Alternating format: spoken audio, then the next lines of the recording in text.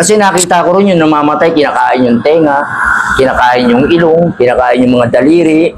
Kasi nakalatag lang doon sa isang parang stainless lang sa ospital eh. Eh, ang lalaki ng daga. Tsaka pagdating ko ron, nagkaroon kaagad ako ng asawa. Binibigyan talaga ng asawa ron. Mahaba yung asawa ko ron. May matalas kaagad na binigay sa akin. Okay. Kahit saan ako magpunta, kahit maliligo ko, nasa katawan ko yun. In case Kahit of paplaka emergency. ako, panabla ko yun eh, sa buhay ko eh. Ganun talaga.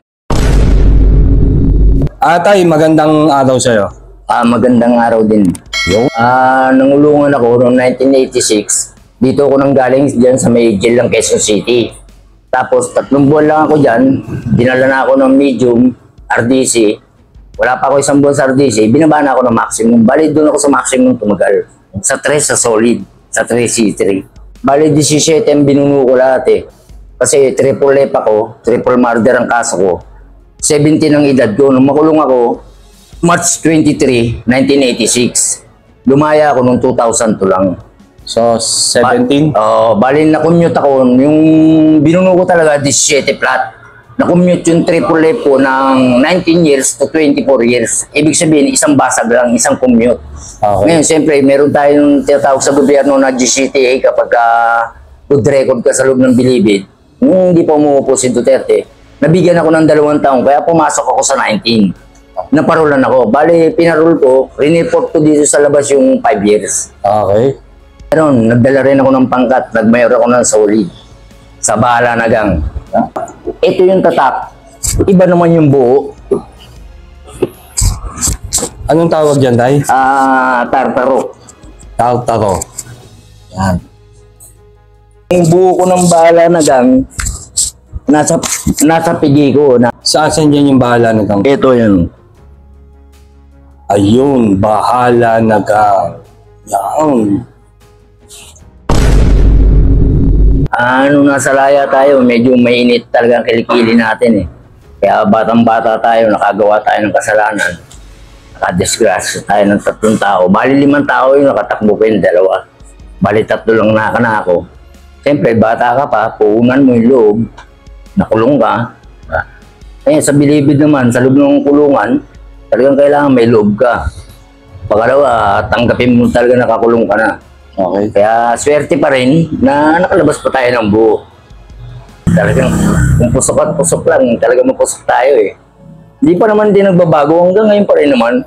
Kaya lang ngayon, nasa lugar na tayo. Okay. Hindi na tayo pumapatol ng mga maliliit na bagay. Nagbibisyo ako nung araw sa laya, puro tropa-tropa. Mga barkada, okay lang yan. Pagka walang problema, pag may problema na, iwas sa ere yan. Ni isa nga walang dumalaw sa akin eh. Makulong ako sa dami ng barkada. Kaya ngayon, piling-pili lang talaga rin ako makipagbarkada. Napunta ka rin sa puntong pagnanakaw? Hindi naman ako nasabit sa mga ganyan. Kahit sa drugs, hindi rin ako nakasuhan sa ganyan. Kahit sa droga, kahit sa nakaw, wala tayong kasong ganun. Okay, good. Ano na yun eh, talaga mainit din talaga kilikili natin. Yung bata pa ako, ewan ko ba, makulit talaga ako nung bata ako. Hindi naman paghihiganti yun. Tayo, Hindi. talagang nagkataon lang na nagkasagpo. Kaya nga nung makita nila yung litrato ko nung bata ako, hindi sila maniniwalang makakagawa ng kasalanan. Then may picture pa rin ako nung bata ako, tsaka nung nasa loob ako ng kulungan, nandito pa rin sa cellphone. Sa loob ng bilibid lang talaga, kailangan marunong ka makisama. Pag hindi sa'yo, huwag mo pakikialaman. Pangalawa, talagang laban lang. Tanggapin mo sa sarili mo na doon ka na talaga nakatalaga. Kasi kami yung mga latak ng lipunan na wala nang silbi.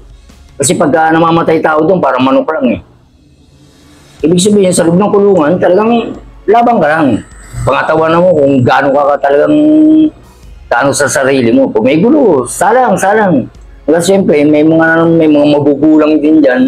Katulad ng Anding Kulot, nakita niya rin na pumaplasa din ako. Yun ang commander ko. Yun ang naglagay sa akin ng mayor na solid. Kasi bali 4 na butas kami dyan eh.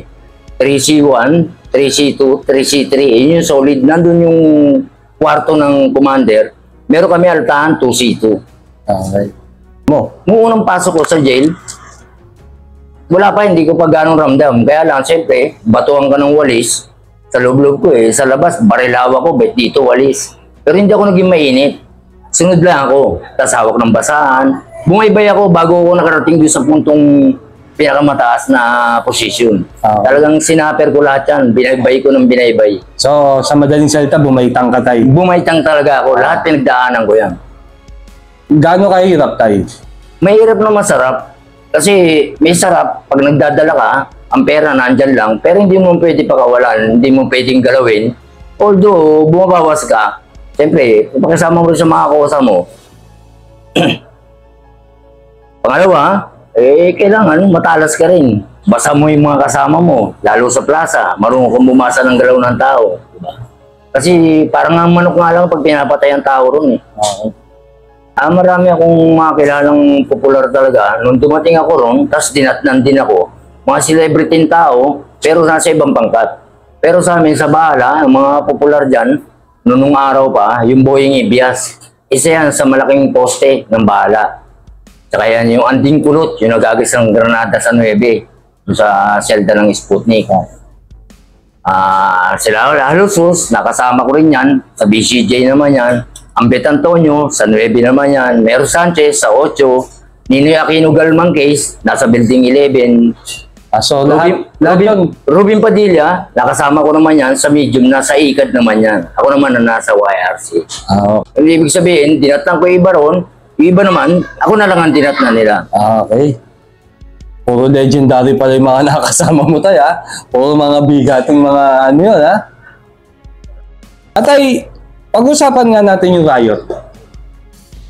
Ano yung nasaksihan mo dyan?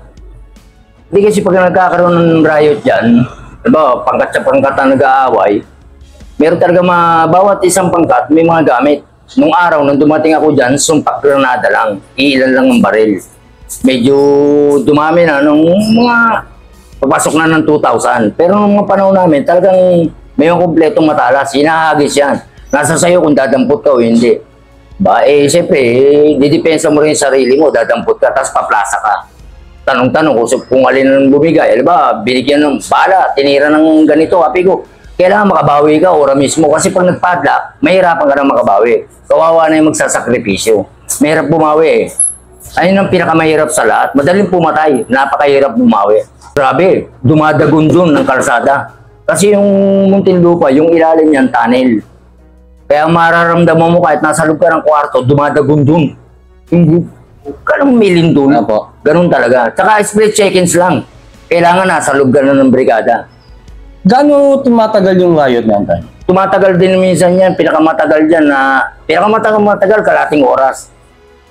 Swerte mo na mag-isang oras yan, kalating oras, may responde na kaagad yan. Pagkatapos ng kalahating oras o isang oras, ano na yung sitwasyon? Nakapadlock, may mga patay, may mga sugatan, lalabas. Tapos lalabas din yung mga nakatira. Yung iba naman, ano nangyayari, yung tirador, hindi na nilalabas. May maamin namang iba. Ganun. May mga nagsasakripisyo rin sa pangkat. Sa pambubuli. Sa pambubuli. Diyan nag-uumpisa. Pangalawa, yung sa dalaw. Pangatlo, yung mga diskarte. Yung mga paista-istapan, di ba, panluloko. Doon yun ang mga ugat ng pinag-uumpisa ng gulo. Yun ang bubuli, bubulihin mo ng bubulihin, di ba? Siyempre, buri yung tao. Pwedeng pag-ugatan nyo? Oo, nakakagawa ng hindi maganda. Okay. Doon nag-uumpisa yung gulo. Ikaw ba, tay? Sa panahon ng riot na yan, sa hindi inaasang pagkakataon, nakadali ka ba? Marami akong nasaksihan dyan. Kaya lang, puputok ako. Pero, may tinamaan din. May nadali rin. Okay. Meron din kasing naiwan sa amin dyan eh. Nagkagulo. Patayin ka kosa ko. May naiwan na yun ang kalaban namin. Nakarne talaga. Nakarne. Nakarne. So, paano yun, tay? Halimbawa, nahuli ka na nakipag-riot o nakadali ron, paano yung magiging kaso mo? Kung ang sintensya mo light, bibistahan ka pa rin sa labas ng Muntinlupa. May korte kasi ron eh. Pag masintensyahan ka ron, another dun sa may kaso mo yun. Pero hindi ka na magkakaroon ng pribilehyo yun. Ibig sabihin, yung mga GCTA, wala na. Kasi bad record ka na nga eh. Okay. Lalala ka lang na, tay. Pero lahat ng kulata, abuti mo. Kasi yung mga asintado, pagka wala namang gulo, nasa plaza yan. Sa mga bumabasa yan. Ayan, mga nakaposte, tinitignan yung mga kose ng mga bagito. Pag nagkagulo, umaalam din kagad yan kung anong pangkat. Pagka hindi naman yung pangkat nyo, papasok lang ng tao yan sa loob. Nakadepensa lang, nakadepensa yan. Pero handa yun, tay. O kahit anong oras. Katulad yan, hindi nakabawi, natirahan kami, hindi nakabawi. Sila yung mga pumaplasa na. Gagawa ng paraan, siyempre may money involved, para makabawi. Okay. Yung pala asintado. Alam mo, kung ako nga bala ko talaga, ayoko magpatato. Eto, yung tattoo ko na to, tinira lang to ng isang buhos. 5 mananato ang palit-palit dito sa katawan ko. Isang buhos ko lang pinatato to, yung buong likod ko hanggang hita. Umaga, gabi, hanggang sa natapos yan. Pero mga siguro 2 years na lang palaya ako, bago na ilagay sa katawan ko yan. Ang una kong tattoo talaga, eto. Question, symbol. Tapos eto. Okay, tay. Symbol yan, no? Hindi na papaglaruan kasi makikita mo naman kung napaglaruan yung tattoo dun sa itsura ng tattoo eh. Kasi maraming tattoo talaga na makikita mo yung itsura. Baka nagpa-practice lang, pag-practicean. Hindi, I mean, tay, pag ibig sabihin daw, mga gope daw, mga wala raw tira, kaya daw. Ay, hindi. Ayun yung sa komento, Hindi, nakikita kasi ko. nagdala ako ng solid eh. Kaya alam ko eh, may mga barako dyan. Nagdala ako ng solid, alam ko. Kaya nga sabi ko nga, swerte nyo na ilagay yung pangalan nyo sa katawan ko. Kasi bit-bit ko yan eh. Kung magpangalan kayo, mas lalo rin nagkapangalan. Dahil ako may dala ng pangalan nyo nasa katawan ko. Birang mailalagay sa katawan ko yung pangalan ng sinong tao lang. Ibig sabihin, may mga sinabi rin yung nakalagay sa katawan ko. Hindi ka malalagay dyan. Kasi yung pangalan ko, pag pinalagay nga ng tao, eh, malaking karangalan. Yes, totoo naman. Kasi doon para din celebrity, may mga dating na mga pangkat na mga nagdadala, bihirang-bihira mo makakausap yun. Okay. So, hindi pinaglaruan na tayo? Hindi. Basta Malabo. may pangkat ka, hindi ka naman papaglaruan, bawal yun. Yung? Sa pagkain, kasi nung dumating ako ron, siyempre, malawak din yung dulang natin. Yung pagkain talaga, ang kanin, ninugasan namin, tapos sasalang namin uli. Ngayon, yung tipak ng karne, puputol-putulin, may talipa pa naman dun eh. Pakakabili ka sibuyas, kamatis, bawang, igigisa mo, libre naman ng lutuan, dahil kuryente lang, libre ng kuryente. Kaya nai-repair mo. Tapos may binibentang bigas doon na galing din sa loob ng bureau, binibili namin for salop. Yun, hugasan mabuti sa saing, makakakain ka na maayos. Pero yung literal na rancho tayo? Ay, makakain mo naman, kaya lang talagang titisi mo na lang. Diba? Siyempre, ba't ka magtitisi? Kaya mo naman gawa ng paraan, di ba? Okay. Yung iba talaga, tinitis na lang. Diba? Gaano kasagrado ang dalaw? Naku, talagang higit pa sa buhay ng mga preso yan.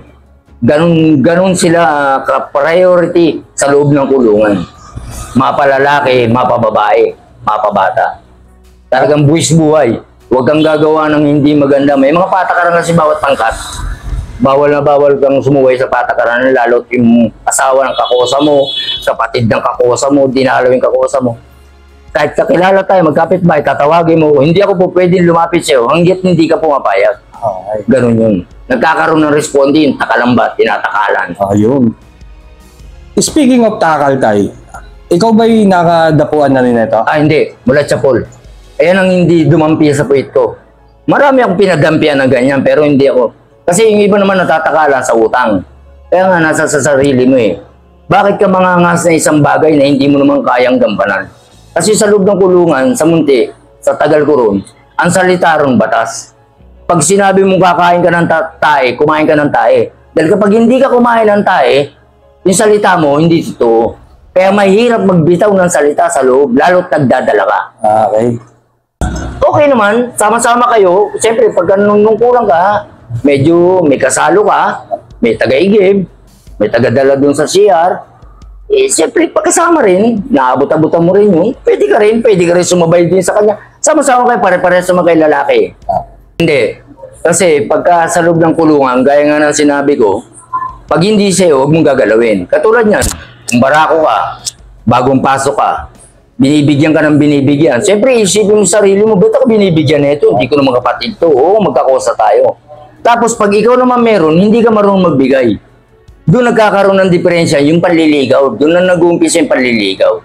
Pero sa batas ko, iba yung patakaran ko dyan. Kahit alam ng mga barako yan, ng mga dinatnang ko, ng mga talagang mga nauna pa sa akin. Pag sumigaw, akin. Pag hindi sumigaw, sa inyo. Ayun. Ayun. Ay, Hindi na ako talaga umasa. Basta pagdating doon, tinanggap ko nang dito na ako mamamatay. Tapos sulat ako sa pamilya ko, dumalaw sila, iyakan. Kasi nakita ko rin yung namamatay, kinakain yung tenga, kinakain yung ilong, kinakain yung mga daliri. Kasi nakalatag lang doon sa isang parang stainless lang sa ospital eh. Eh, ang lalaki ng daga. Ba? Kaya sabi ko, pag namatay ako, kunin yung bangkay ko. Tsaka pagdating ko ron, nagkaroon kaagad ako ng asawa. Binibigyan talaga ng asawa ron. Mahaba yung asawa ko ron. May matalas kaagad na binigay sa akin. Okay. Kahit saan ako magpunta, kahit maliligo ko, nasa katawan ko yun. in case Kahit of paplasa emergency. ako, panabla ko yun eh, sa buhay ko eh. Ganun talaga pag namamangkat ka. Bulyo. Umaabot talaga yan. Yung gustong-gusto mo nang umalis sa isang lugar na hindi ka makalis. Yung parang hindi ka na masaya, parang yung bulyo nga tinatawag nga. Pag hindi mo kinaya, babagsak ka mo, ospital, simenteryo, madagdagan ng sentensya. Ganyan lang mababagsak ka mo dyan eh. So nakasaksi ka ba doon tayo na Ako inabot ko yan. tinapos yung buhay dahil sa bulyo? Meron na naksak. Talagang nanaksak dahil nga buryong, hindi na dinalaw ng asawa, inaasar pa ng mga kasama, na wala na yung asawa mo, kay pare na, ganun-ganun, ganyan. So, buryong ng bata, eh, mainit ang kilikili, eh, yun yung kaso nun, yung kay Becky Diaz case. Nanaksak talaga yung bata na yun. Batang-bata pa yun, ganda lalaki nun, siya po kung tawagin. So ibig sabihin, ang bulyo isa sa pinakakalaban ng mga Iyan, ang pinakakalaban ng mga preso. bulyo.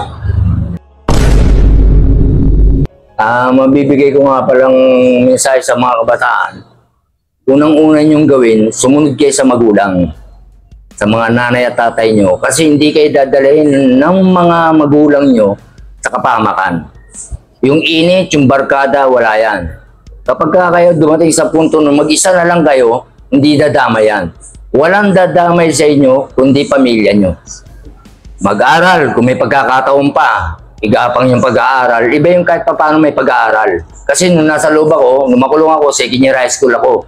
Nung napunta ako sa loob, nung magkaroon ako ng konting pribileyo na may pag-asa pa pala makalaya, tinapos ko yung fourth year high school. Gumraduate ako sa loob. Ayun, no? Congrats. Para naman sa kabataan, yung bisyo, wala yan. Walang mangyayari sa bisyo. Tropa-tropa, inom-inom, gimmick-gimmick, rambol-rambol. Masarap lang yan. Pero pag may problema na, doon kayo mong sakit sa ulo yan. Kawawa yung magulang nyo. Kayo hindi, yung magulang nyo. Shoutout nga pala sa mga kakosa kong nasa Taga-Tatalon, sila Bako, Batang Sampalok, si Anding Kulot, Batang Cubao, si Danny Bato, saka si Junior Culambo, Batang Marpi, si Tisoy, saka si Eddie Marpi, Nonoy Marpi, Batang Muñoz naman, si Nono Socre, saka si Kawel Fred. Saka yung mga akro nga pala rito sa West Camias, Yun, no? sold out sa inyo. Long live, Alpha Kapalo. Boss, kamusta ka ngayon? Ngayon, medyo yung hamon din ng buhay, talagang napakahirap pa rin. Kailangan mo talagang magtrabaho, magbanat ang buto, para kahit papaano, meron ka rin sa pang-araw-araw. Kasi, ano ko eh, naging matandang binata. Marami akong nakalibin, puro hindi ko sila lahat nanakan. Hanggang sa ngayon, solo pa rin ako. Nakakatulong tayo sa komunidad, dahil nga BPSO tayo rito sa West Camias. 2018, BPSO na ako rito. Pero galing ako Maynila, ang hanap buhay ko talaga ng paglakas ko galing Munti. Nagbabayan sila ko. Mamimili ako ng mga ginto, lumang pera, gumagawa ng relo, papel densya. Ayun ang istante ko. Pero pinakaano ko sa barangay, tatrabaho ko. Yun. Hindi pa naman huli lahat, malakas pa naman tayo eh. At least parehas. Pumaparehas. Nakakatulog ka, nakapaglalakad ka na, hindi ka na nag-iisip, hindi ka nangangamba. Yun ang pinaka-the best doon. Napakabisa kaya, sir. Maraming salamat po. Isang mabisang mensahe ang naipahatid mo sa ating mga manonood. Kung kaya, paulit-ulit kong sinasabi sa inyo na kung sakaling magkikita tayo, ang gusto ko sa laya, wag sa bilibid. Kaya naman sa lahat ng naniniwala at sumusuporta kay Bosyo, kay Tatay, pagpalain po kayo nawa. Napongay ka pa. Peace out!